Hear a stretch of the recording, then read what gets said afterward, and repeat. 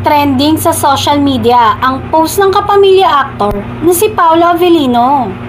Post nito, hindi sa forma o ayos ng pananamit nagiging gwapo ang isang lalaki, kundi kung paano niya itrato ng maayos ang isang babae.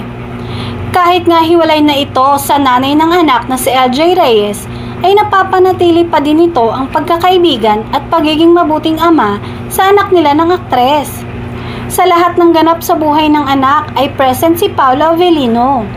Maging sa ex nito na si LJ ay maayos ang koneksyon sa kabila ng lahat.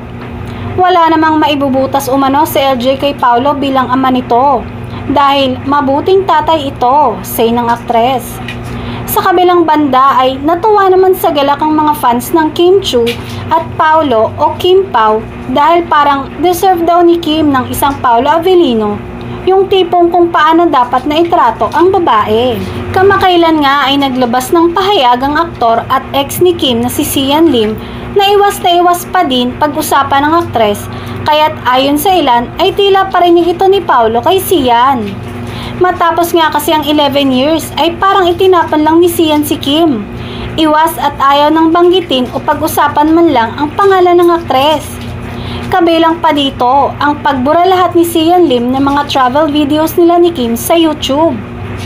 Kitang-kita na gwapo at fresh si Sian na nasa moving stage na. Ngayong 2024, plano raw niya na magpatuloy lang sa trabaho. Aniya, keep on working. Yun naman po ang gusto natin. Working on yourself. Just keep on working. Doing different things, doing different projects. Just keep on being busy.